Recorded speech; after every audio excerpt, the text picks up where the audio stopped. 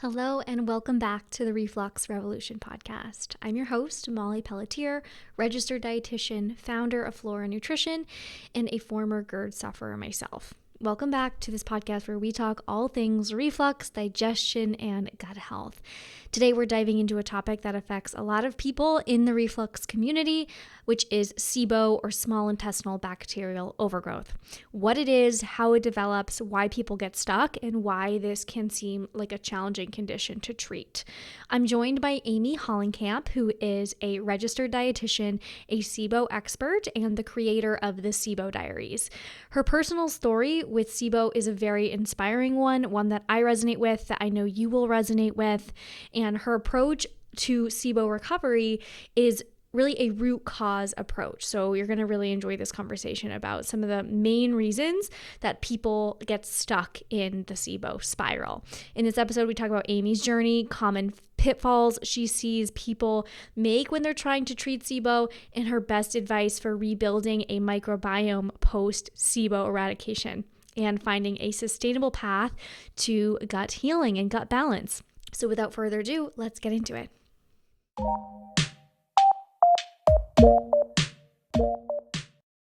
Thanks, Amy, so much for joining us. So for those who are new to this topic, what exactly is SIBO and how does it differ from other gut issues like IBS and general bloating? Yeah, so SIBO stands for small intestinal bacterial overgrowth, and it is mainly basically it's when there's an overabundance of bacteria in the small intestines. Um, and I think that there's a lot, it's something that is being heavily diagnosed now. It's a very popular diagnosis. I would view it more so as like a subset of IBS in my opinion. Um, a lot of people a lot of things get thrown around as like, oh, 80% of people with IBS have SIBO. I think that's way too high. So I think it's much lower of a percentage. But yeah, I think that small intestinal bacterial overgrowth really happens when there's an overgrowth of that bacteria in the small intestines. We're not really supposed to have tons of bacteria in there.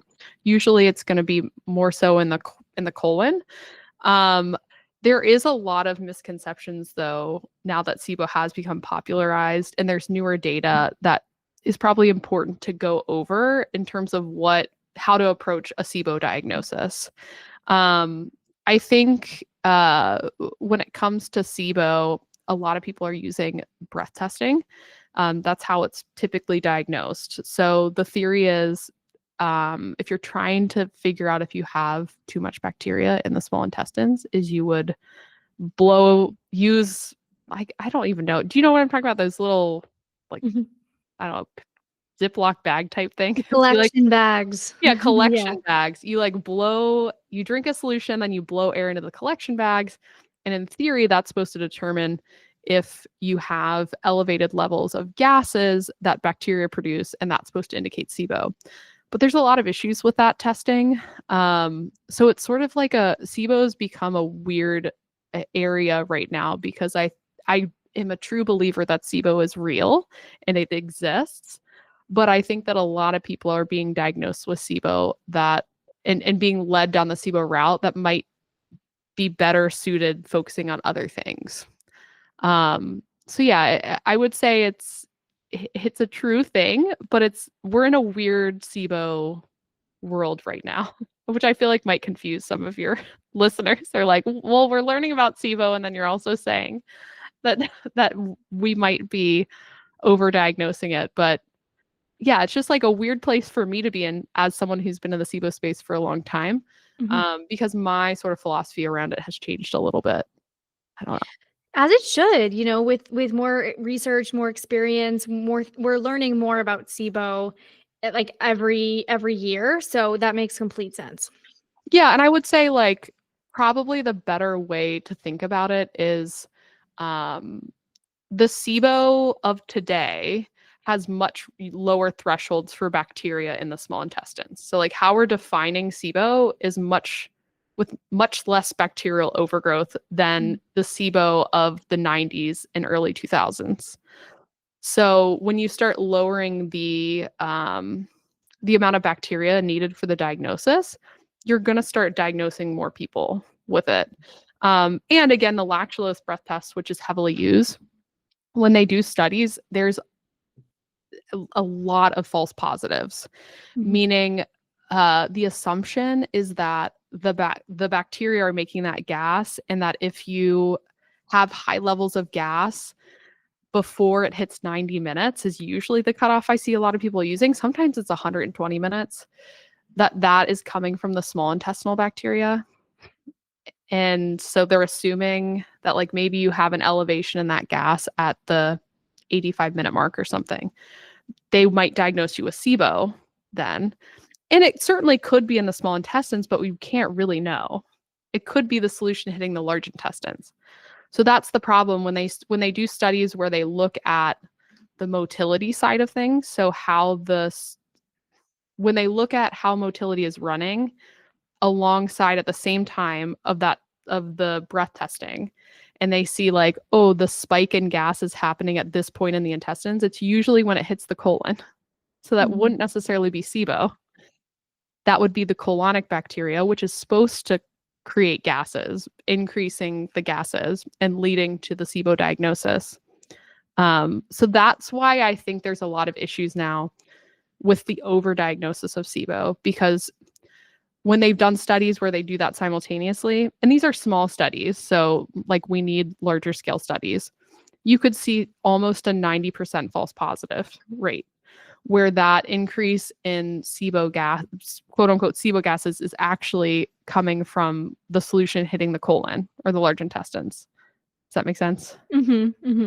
Yeah, that's problematic. Yeah. So I think again, like a lot of people in the SIBO space or who have been diagnosed with SIBO, you can go down and do SIBO-based treatments, which the treatment for SIBO would be something along the lines of clearing out the bacteria. And even someone who doesn't have SIBO, but they have functional GI disorders like IBS, where there is small intestinal imbalances in the microbes, might still benefit from SIBO treatments. So like rifaximin, the antibiotic that's really common and used for SIBO, some people will say like, oh, well, I did the rifaximin and it helped. And they could inherently still have like true SIBO, where there's a lot of bacterial overgrowth in the small intestines driving symptoms.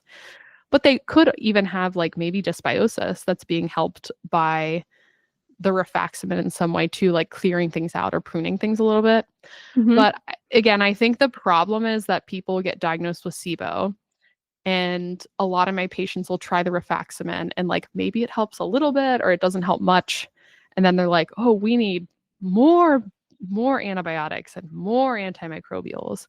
And they start going down this rabbit hole and spinning their wheels over and over again with the same solutions that haven't helped them.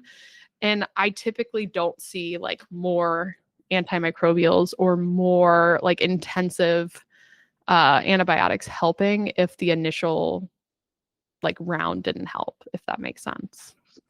Yeah, for sure. Yeah, that's a pattern that we see too. And treatment is new, is just, it can be just as confusing as testing for the person who's navigating this. So I think one of the first things people see when they research it is like these three main types, or actually, three: hydrogen, sulfide, methane dominant, hydrogen. So can we kind of talk a little bit about treatment with these like three main categories?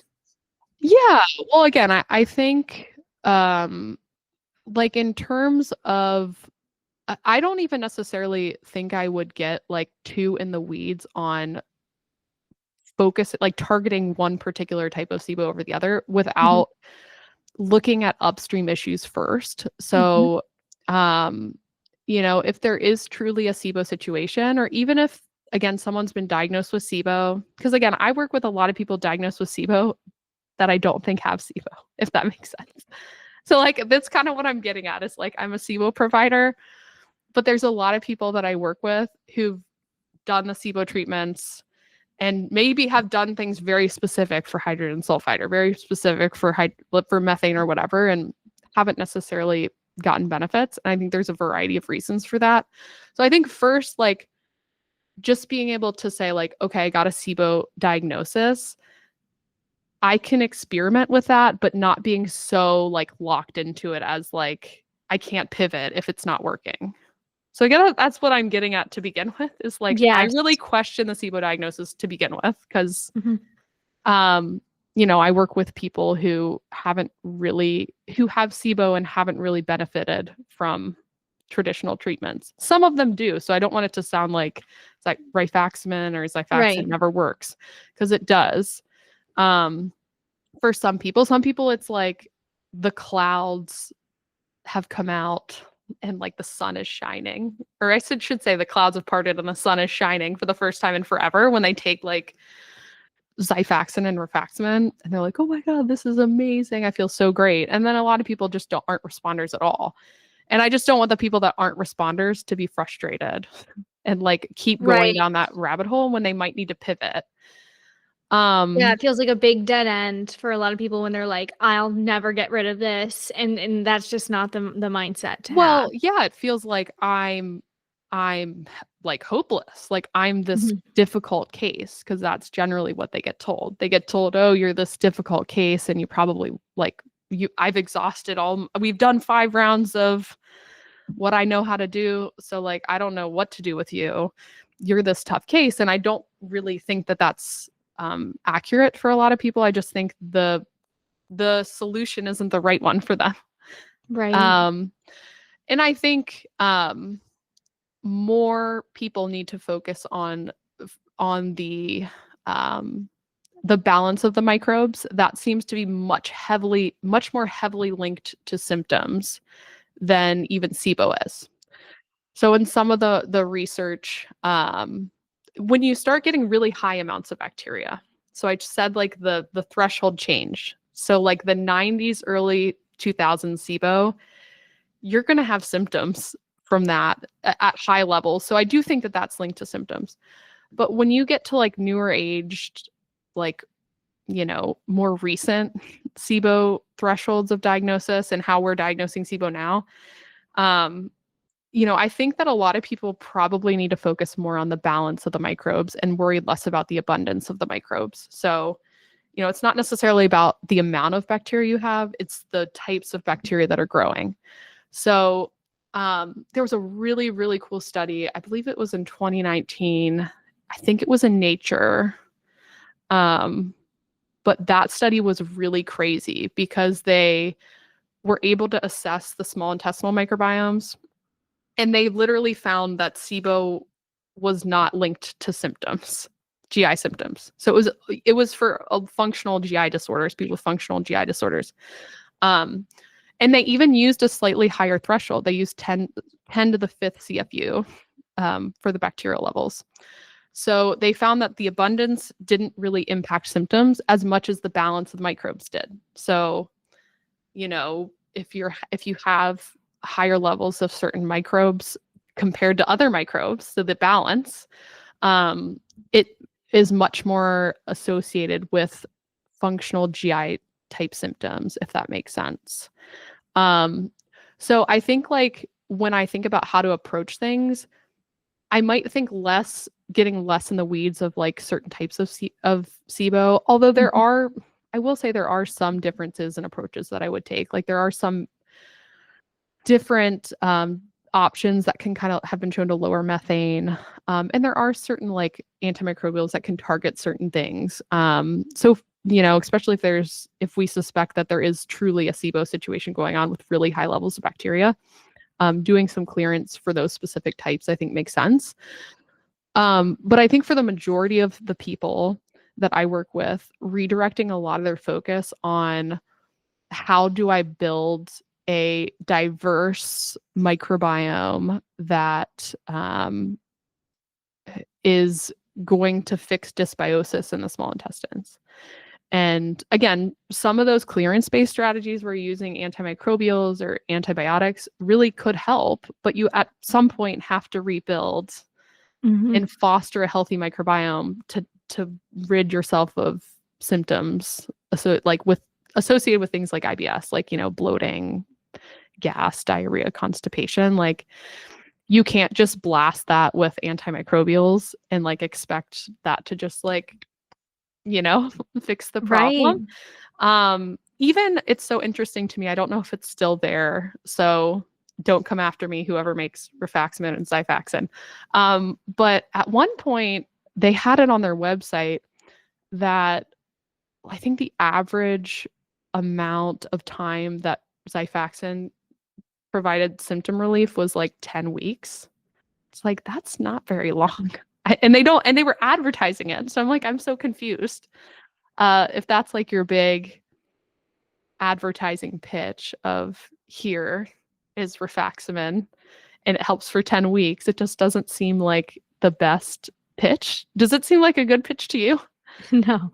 Okay. No, and that's so interesting because one of my questions for you too was like that recurrence aspect. And I think a lot of people who are not thinking bigger picture about their microbiome are getting that recurrence. And so, yeah, it's so important that we're not just thinking about like clearing things out. We need to create this balance and Yeah. diversity. Yeah, for sure. And I think again, like I hope I'm not confusing people too much, but I guess my thing is that there's some people with true SIBO and they might get benefit from some of these treatment options in particular that clear some stuff out. And then there's other people that, might get a little benefit from that or like not much. Maybe they've tried a couple rounds and like it was helpful at first, but not, after that.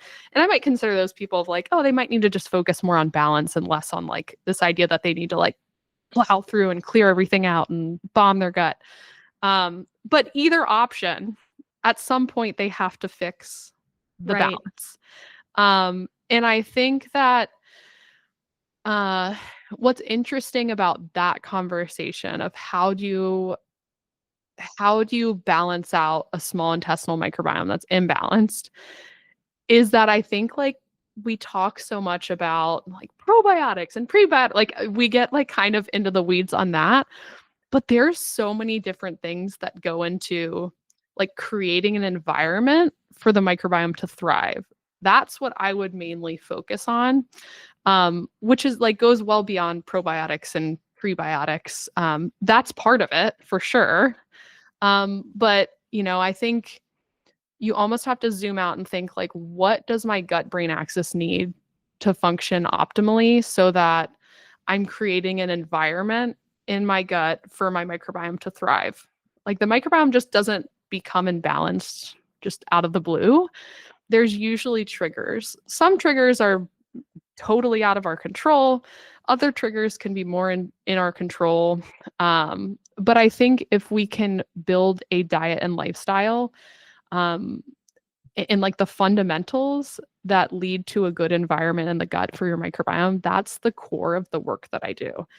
So, your gut brain axis needs nutrition. Like I've been working on a book for a while. I at some point need to finish it.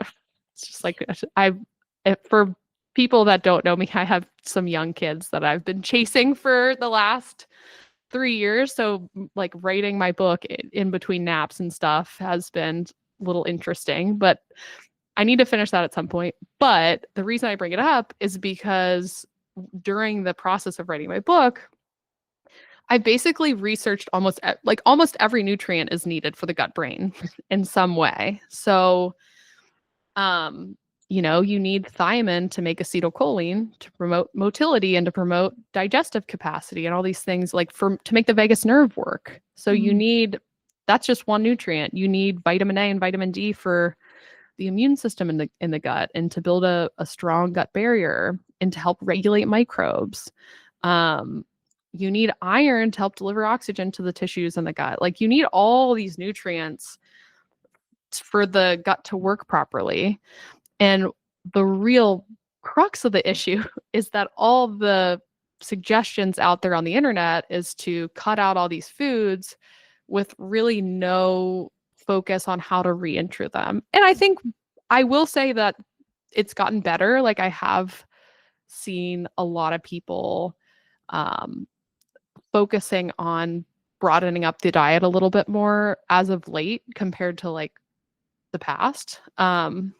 and being a little more careful with low FODMAP, but it still is a little intense at times to where, people are focusing on restrictions instead of additions, and the gut brain connection needs nutrition. And so if you're just focusing on these restrictive diets without a plan to optimize your nutrition at some point, that's also going to keep you stuck.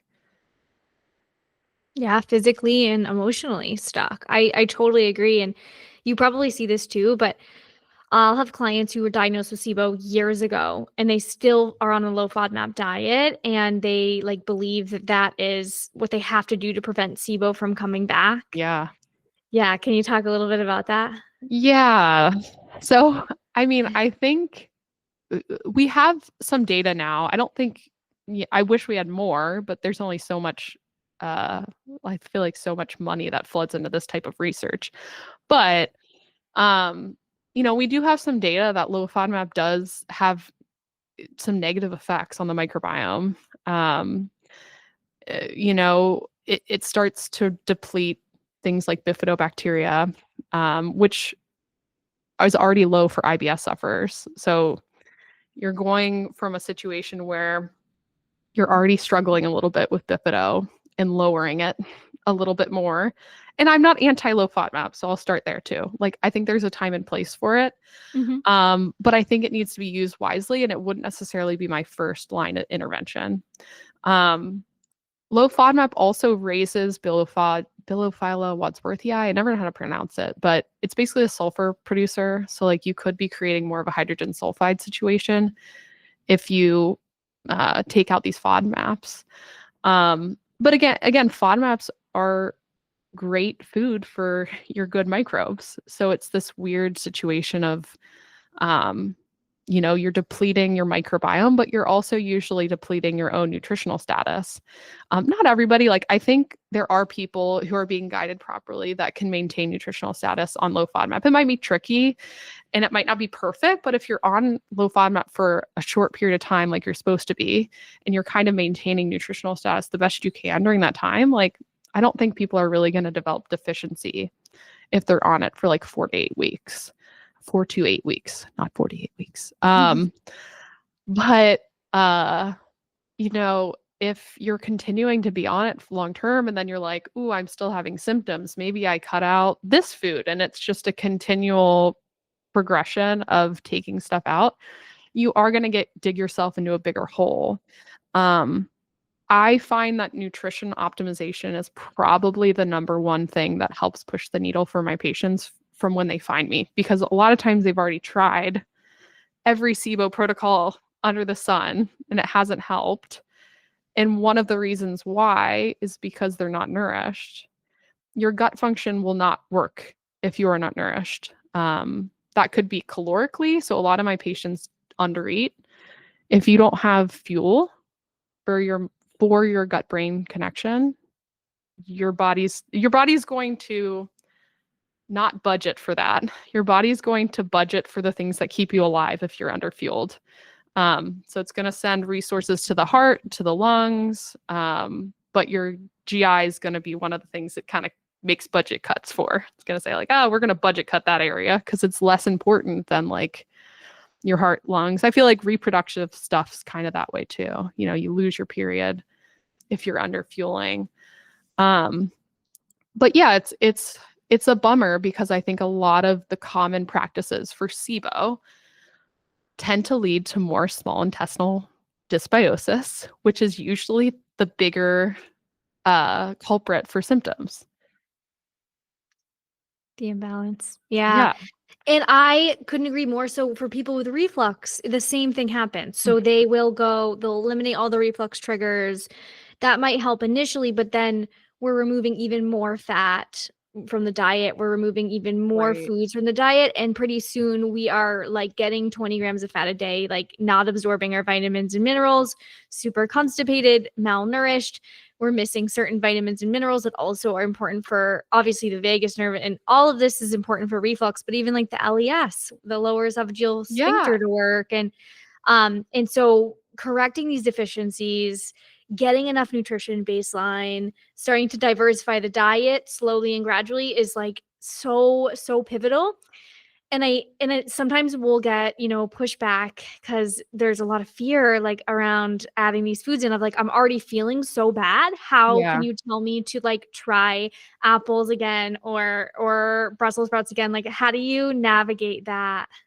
Ooh, yeah, this is a juicy question. And a question that I basically deal with every day, I feel Yeah. like. Um, it's so tricky because I think that there's both mental and physical stuff going on, and it's very hard to separate the two. And I say this as someone that struggled with disordered eating during my own gut issue or gut journey. Back in the day, I don't know if I would have been diagnosed with an outright eating disorder, maybe. But I definitely had disordered eating and was kind of falling in the same mindset. But I do think that when we start thinking that way of like, oh man, these foods are dangerous, it's a really tricky place to be. Um, and it's one of those things that tends to perpetuate food fears and tends to perpetuate physical reactions to foods. Um, I think a better way maybe to think about it is, I might be uncomfortable adding some of these things in, but if I'm eating 5 foods and I'm not nourished, there's no way out except through. There's no way out of being undernourished except adding stuff in. And I think there's usually going to be some adaptation and maybe some discomfort that comes with that. And I think being able to accept that's really important. So, and I even see that sometimes if people don't even need to add like calories in, but maybe need to add carbs in or diversity in or whatever it is. If you haven't eaten carbs in 2 years and you add carbs in, you're probably going to be bloated and have some gas and have some transitional adaptations, I will say. That's a better word for it than symptoms, in my opinion. But I you like have some adaptations as you add some stuff in. And I think being able to accept that is very helpful mentally. Because I think if you can accept that, you can say, like, okay, things are going to ebb and flow while I do this, but I'm going to build resiliency across time doing this because I will not make progress if I'm not nourished and I'm under fueling. That is like the number one thing that holds people back, in my opinion, is they've dug themselves into big holes. I also did this, so I'm Me not immune to too. this. I'm not, no one's immune to this, so no one's like playing the blame game. But it is just like such a mental hurdle to make that connection of like, oh no, I have to accept that there's going to be ebbs and flows in my symptoms or else I'm not going to be able to experiment with anything. Because that's the thing, people are scared to experiment and to have that discomfort. And it could even be like ex- significant discomfort. I'm not discounting anyone's pain. But I just think it's going to be really a much harder road if we can't mentally kind of work through that. There are also things you can do to potentially help with symptoms. I think prokinetics can sometimes be very helpful for symptom reduction. I think digestive aids can be helpful for symptom reduction. So these things might be able to take the edge off during your journey. Sometimes I'll use hypersensitivity type aids, so things that kind of reduce pain signaling can definitely help. So there certainly is a number of things you could do to help reduce symptoms as you're adding foods in. I actually have a whole Substack article on this, so if anyone's interested, you could go to my Substack. I have like a I'll whole link it guide. below. Yeah, I have a whole guide for this particular question. Um, but yeah, it's one of those things where like you're still probably going to be uncomfortable. So like I don't think the idea is like, okay, I'll find a solution that makes it so I can tolerate all these foods perfectly and then I'll move forward. I think it's usually like, okay, we can find some things that maybe cut symptoms a little bit, but it's probably not going to be perfect. And if you haven't eaten a lot of these foods in a while, there's probably going to be more bloating and maybe more gas and maybe a slight uptick in symptoms as you're adding them in. And that's just sort of a part of the process. And I think the more you can mentally kind of accept that, it actually helps a lot with the gut brain piece. Um, So yeah, it's tricky. Managing the mental side is really, really wild. I don't know if you saw this study. Sometimes I always like butcher explaining it because I it's like hard for me to process the groups that they did. But essentially it was a study where they were trying to look at they used gluten sensitive individuals, so people that were self-reported had issues with gluten but were not celiac. And so what they did was they gave them different bread, but they would tell them different things. So they would say, like, this is gluten-free bread, but it really had gluten in it. Or they would say, this is gluten bread, but it was gluten-free. And say, so they did like 4 different categories where they would like basically trick people, and wouldn't say what it actually was sometimes. And basically the craziest part is that um, people were more reactive to the expectation of having gluten than actually having gluten. So, like, when they were told they were eating gluten, but it actually was not gluten, it was gluten free, they had more of a reaction than when they actually ate gluten. So, like, let that sink in. We don't really have good studies. Like, there's no way to really, I feel like, assess this, or my brain can't compute how to assess this. Um, how much like the low FODMAP diet being presented to you actually affects your physiology. Because if you're told that, like, oh, these foods are problematic for IBS patients, and that seed is planted, we have no idea how much the psychological aspect of that actually impacts symptoms. I think for some people it might be a much smaller amount, and then for other people it might be a much larger amount. And that's not to say it's all in your head, because that's not what I'm saying. Mm-hmm. But the psychological aspect does really matter, and there are tests, or there are different studies outside of FODMAP and that seem to indicate that. So it's really interesting, um, how like the psychology of all this impacts your actual experience and your actual symptoms. For sure.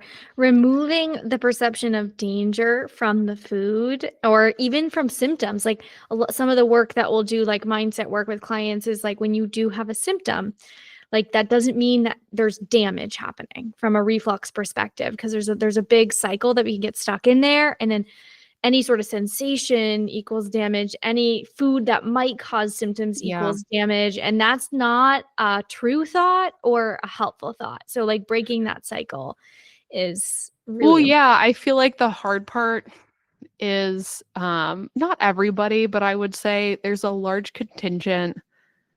I mean, just in general, people are probably more anxious than historically. So there's like a large contingent of anxiety, or an overlap between anxiety and IBS and gut related symptoms. I feel like people don't like acknowledging it.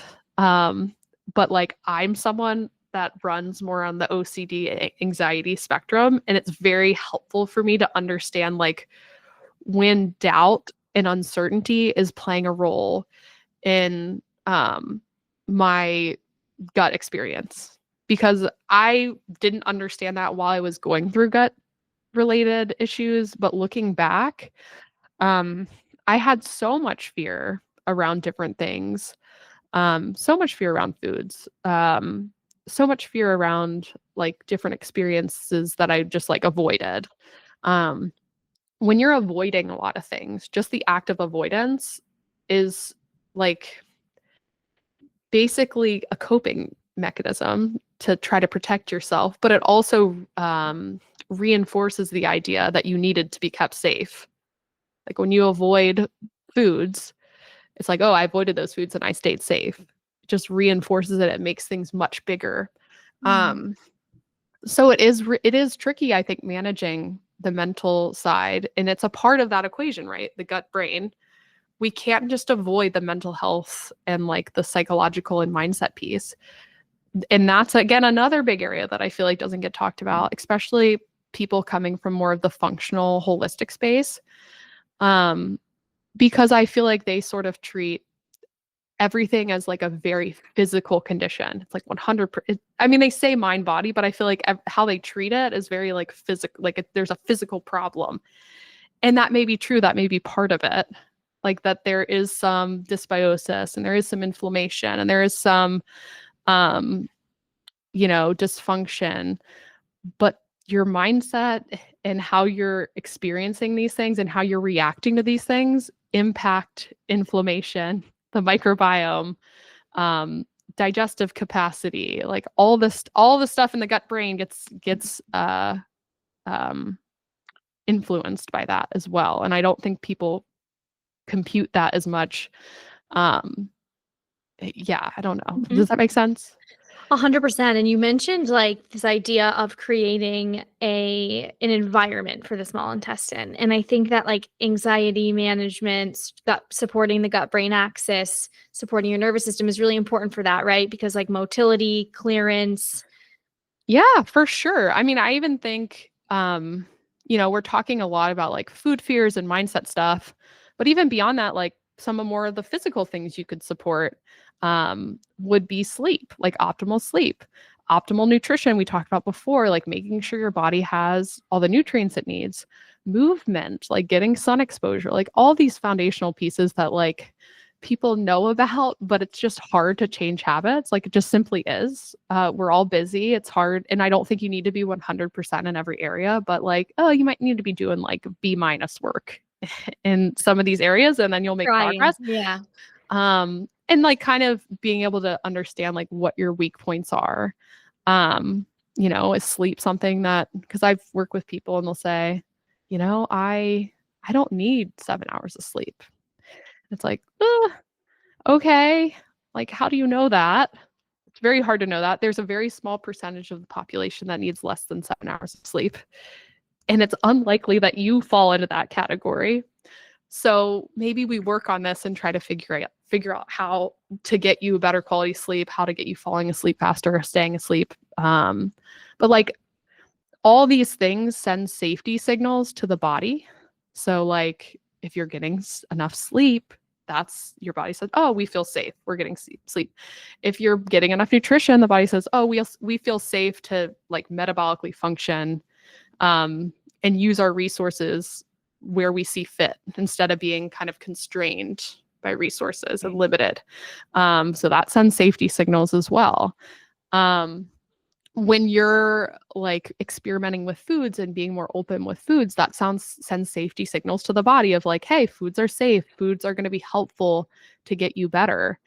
When you're out in the sunshine moving around, that usually, unless you're my husband and hates being outside, that usually would send safety signals to most people.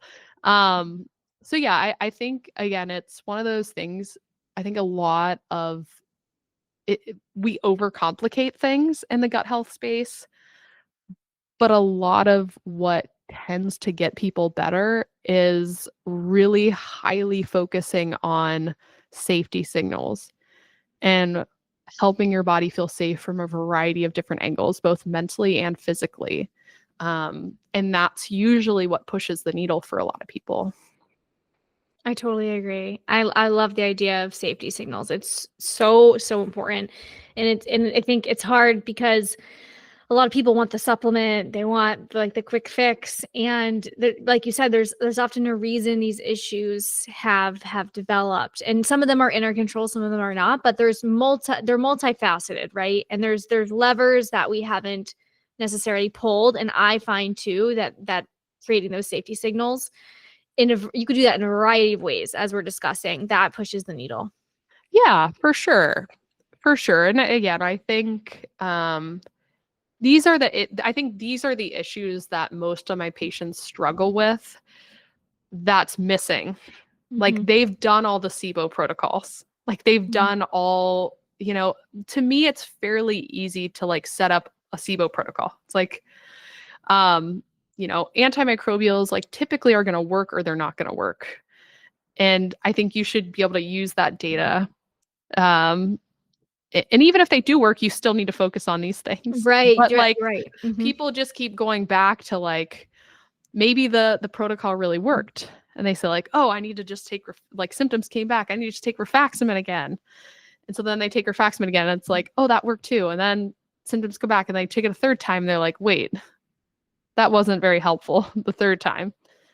Usually there's a limiting rate of return with antimicrobials and antibiotics is usually what I've seen. I'm not a prescriber, but that's what I've seen with antibiotic treatment. That's also what I've seen with a lot of herbal use is like, there's a limitation for these tools. And I even find the timing of when you try is important. So that's another tip, is like, people will immediately be like, oh, we think you have SIBO. The first thing we're going to do is put you on rifaximin and, antibiotics and herbals. And I think for some cases, like here's where there's nuance. For some cases, that's fine. But I actually think if you work on fundamentals, that it can actually set you up for way more success for the rounds of antibiotics or herbals that you do. So like, to me, you're much better off focusing on nutrition, sleep, movement, stress management, maybe even taking some supplements to help manage symptoms a little bit, and taking like maybe 2 to 3 months to do that, and seeing where symptoms are at. Sometimes people might not need to go down that route. So like, I think it eliminates people needing to take something that they don't, or eliminates people taking something they don't need. And then I think even if you do need it, even if there is some overgrowth that might need to be taken care of, it's much more effective, and you're not spinning your wheels trying to manage this thing with just clearance. Because to me, again, like, I still think the clearance piece is rather easy. It's all this other stuff that's the hard part, but everyone wants to focus on the clearance, or they think like, oh, I'm not better after the clearance. It must still be there and I need to do more and more. And I just have not seen that in my patient population. And I've worked with tons and tons of SIBO patients. So it could be like, I will say I do work with a lot of people in the SIBO space that might not be responders. Like, those are the people coming to me. So, take that into my account too. But I think that people shouldn't feel like hopeless cases if it doesn't work out, and they should pivot, if that makes sense. It does. And I think that's a hopeful message, like there's Yeah. so much doom and gloom on the internet about SIBO, and like it's not just eradicating bacteria and then if it doesn't work, you're left hopeless. It's about creating an optimal environment, diversifying your microbiome, supporting your gut-brain axis, replenishing nutrient deficiencies, your sleep, your stress. Like it's big picture. People, Yeah, I think it's big picture. And I think some people get a little mad at times when I'm like, Nikki and I did a whole episode kind of called like breaking up with SIBO, and we're not SIBO deniers. I want to like preach that. But at the same time, like, SIBO today isn't what it used to be. And so we were seeing tons of people that were being labeled SIBO and like going down this rabbit hole that doesn't help them. And it's like, okay, it's not that they're broken. It's that the treatment is broken. It's not right for them. And I think it really takes a mental toll from people. So I hope people don't get too mad at me if they're like diagnosed with SIBO and they're like, well, what the hell?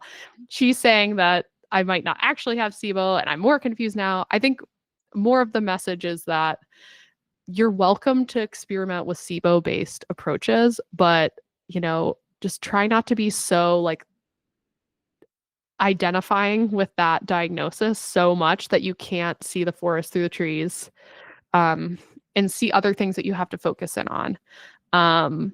Again, usually with my patients, it's some of these bigger things that we've been talking about that have held them back. It's not that they didn't take enough it's definitely not that they didn't take enough antimicrobials that's holding them back. I would say 99% of the time that is not the case.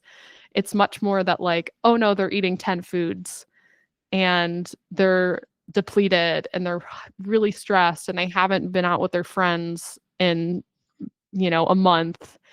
And, they're have low energy, so they don't want to move. It's like, it's all that stuff that is really hard to kind of move through for people.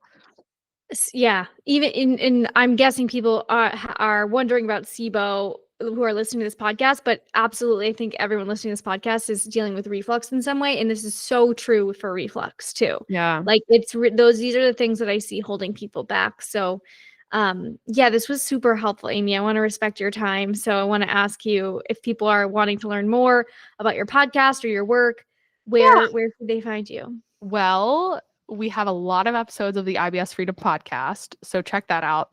Great I one. have in the last like 3 or 4 months started a Substack and been really enjoying it, and that's probably primarily where I've been consistent lately. I've been bad about Instagram, but I am on Instagram too. You can check me out there at Amy Hollenkamp, Amy_Hollenkamp_RD. But Substack would probably be the other bigger one besides the podcast. Awesome. Well, this was super helpful, Amy. Thank you so much. You're welcome. It was fun.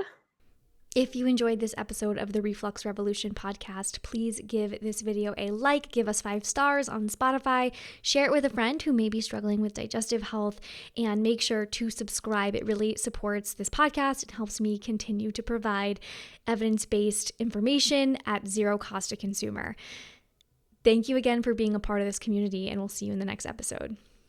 Just as a reminder, the information shared in this Reflux Revolution podcast is intended for educational and informational purposes only. It is not meant to diagnose, treat, or cure any medical condition, and it should not replace personalized medical advice from your physician or individualized nutrition therapy from a registered dietitian. Always consult your healthcare team before making any changes to your health routine. Your body is unique, and your care should be too.